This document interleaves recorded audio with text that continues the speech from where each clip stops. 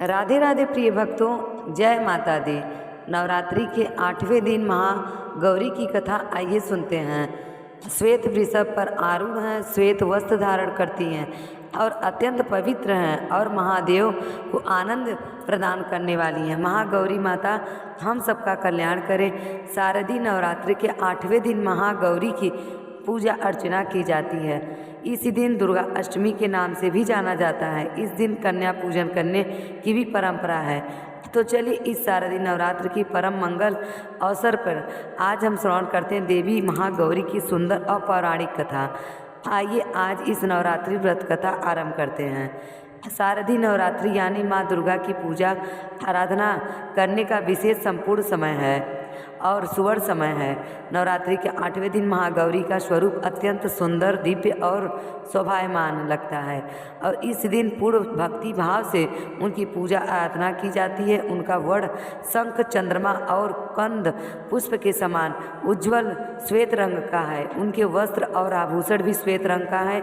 माता की 4 भुजाएं हैं। दाएं हाथ में अभय मुद्रा और त्रिशूल है, बाएं हाथ में डमरू और वरद मुद्रा है। उनका वाहन वृषभ है और उनका स्वभाव अत्यंत शांत और निर्मल है। शिव पुराण में देवी भगवती की एक सुंदर कथा आती है, जिसे अनुसार जब माता पार्वती मात्र 8 वर्ष की थी तो उन्हें अपने पूर्व जन्म की स्मृति हो गई थी। वे समझ चुकी थी कि उनके पूर्व जन्म में वे दक्ष प्रजापति की पुत्री सती के रूप में थी और उस जन्म में भगवान शिव ने उनका विवाह हुआ था। भगवान शिव ही उनके नित्य स्वामी और पति हैं और इस बार उनका जन्म पूर्वजन्म हुआ है पर्वतराज हिमालय के घर पर। और उनके इस जीवन का लक्ष्य भी भगवान शिव को पति रूप में प्राप्त करने का है। जब उन्हें इस बात को पता चला तो अनुभूति हो गई, तो उन्हें भगवान शिव को अपने पति के रूप में स्वीकार किया और उन्हें प्राप्त करने के लिए कहा। भयंकर कठिन तपस्या करना आरंभ कर दिया। हिमालय की कठोर चट्टानों पर प्रचंड गर्मी और भीषण ठंड में माता ने वर्ष तक तपस्या की। वे केवल पत्ते खाकर या केवल जल पीकर अपना जीवन निर्वाह करती रहीं। कई बार उन्होंने भोजन और जल दोनों का त्याग कर दिया और मात्र हवा पीकर जीवित रहीं। इस कठोर तपस्या के कारण उनका कोमल शरीर श्याम वर्ण का हो गया। वे अत्यंत क्रूर हो काया हो गए। उनका स्वरूप और संदर्भ जाता रहा। आखिरकार उनकी इस घोर तपस्या से प्रसन्न होकर भगवान शिव वहाँ पर प्रकट हुए।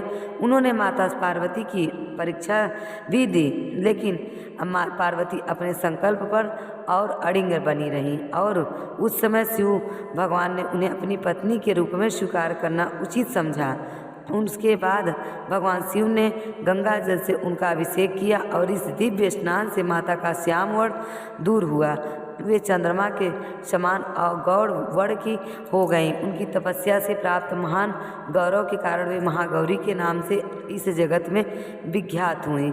और माता महागौरी इस पौराणिक कथा से हमें संदेश प्राप्त होता है कि श्याम वर्ण से गौर वर्ण में परिवर्तित जो वास्तव में हमारे जीवन की आध्यात्मिक कथा का प्रतीक है। जिस प्रकार तपस्या से पहले इस तपस्या के कारण माता का रंग काला हो गया था, उसी प्रकार जीवन के संघर्ष में हम भी कई बार हताश और निराश हो जाते हैं। लेकिन जब हमारी आध्यात्मिक साधना तीव्र बन जाती है, तब अपने आध्यात्मिक गति और भक्ति को मजबूत बना लेते हैं तो हमारी आत्मा शुद्ध और प्रकाशमान हो जाती है।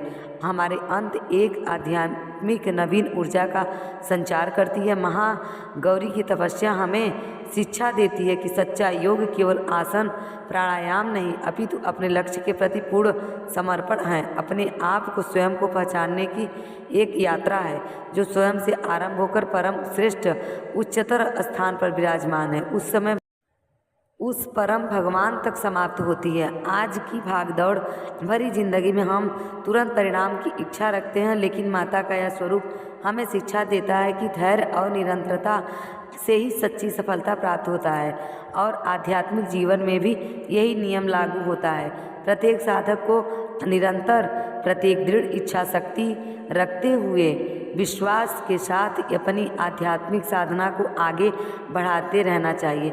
शारदीय नवरात्र के 8वें दिन यानी महाअष्टमी के दिन माता महागौरी की पूजा आराधना करने के लिए सबसे पहले प्रातः ब्रह्म मुहूर्त में उठ जाएं, स्नान आदि से स्वयं को स्वच्छ करें और स्वयं संभव हो तो श्वेत, गुलाबी या हल्के रंग के वस्त्र धारण करें।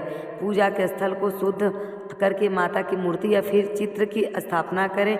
इस दिन माता महागौरी की विशेष रूप से सफ़ेद फूल, चमेली, मोगरा इत्यादि पुष्प अर्पित करने चाहिए और उन्हें भोग इस दिन खीर, हलवा, पूरी और नारियल का भोग लगा सकते हैं। संपूर्ण उच्चारण से देवी महागौरी की पूजा अर्चना करने के बाद उनके इस मंत्र का उच्चारण करते हुए अधिक से अधिक संख्या में माला पर जप करें और यह मंत्र ओम श्री महागौरे नमः। अष्टमी के दिन कन्या की परंपरा है। कई स्थानों पर अष्टमी वाले दिन कन्याओं की पूजा की जाती है। उन्हें देवी का, दुर्गा का स्वरूप मानकर विधि विधान के साथ उनकी पूजा करें और उन्हें भोजन खिलाया जाता है। भेंट में उपहार दिए जाते हैं और 9 छोटी कन्याओं को अपने घर बुलाकर उनके पैर धोए जाते हैं। उन्हें तिलक लगाया जाता है और उन्हें स्वादिष्ट भोजन खाने के लिए अर्पित किया जाता है और अंत में उन्हें वस्त्र, दक्षिणा और उपहार दिए जाते हैं। कन्याओं को वास्तव में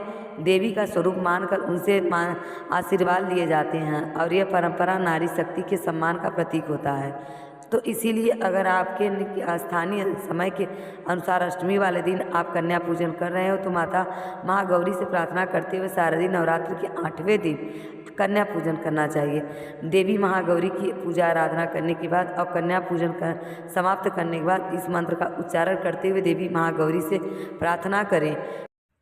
सर्वमंगल मांगले शिवे सर्वार्थ साधिके शरणे त्र्यंबके गौरी नारायणी नमस्तुते। इससे मंत्र से महागौरी के चरण कमलों में प्रणाम करते हुए हम उनसे आशीर्वाद की याचना करते हैं कि वे हमारे जीवन को आध्यात्मिक दिव्य आनंद, पतिव्रता और भक्ति से भरपूर कर दे। हमारे मन और मलिनता को दूर हो जाए और हमें आध्यात्मिक उन्नति का मार्ग प्रशस्त करें। तो यह थी आज की शारदीय नवरात्रि के दिन माँ महागौरी की पौराणिक कथा। आइए हम सब मिलकर माँ भगवती से क्षमा प्रार्थना करते हैं कि हे माँ, मेरे द्वारा रात दिन सहस्त्र अपराध होते हैं। हे परमेश्वरी, मेरे द्वारा रात दिन सहस्त्र अपराध होते रहते हैं, अतः आप मेरा दासी हैं यूँ समझकर मेरे इन अपराधों को कृपापूर्वक क्षमा करो। मैं अज्ञान आवाहन नहीं करना जानता, ना विसर्जन करना जानती हूँ और ना पूजा करने का ढंग भी जानती हूँ। हे परमेश्वरी, मुझे क्षमा करो।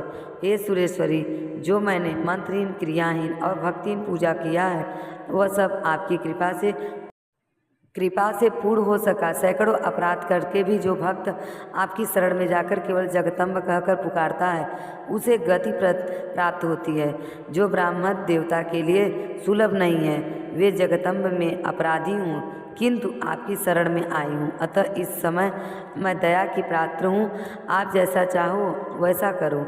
हे देवी, अज्ञान वश भूल कर अथवा बुद्धि भ्रांति होने के कारण मैंने जो पूजन से न्यूनता या अधिकता कर दी है वह सब क्षमा करो और प्रसन्न हो। हे जगत की माता सच्चिदानंद स्वरूपा परमेश्वरी, हे कामेश्वरी, आप प्रेम पूर्वक मेरी यह पूजा को स्वीकार करो और मुझे पर प्रसन्न हो। आप सभी की ही रक्षा करने वाली आप मेरी इस पूजा को ग्रहण करने और मेरे सब अपराध को क्षमा करो। हे देवी परमेश्वरी, आपकी कृपा से मुझे सिद्धि की प्राप्ति हो।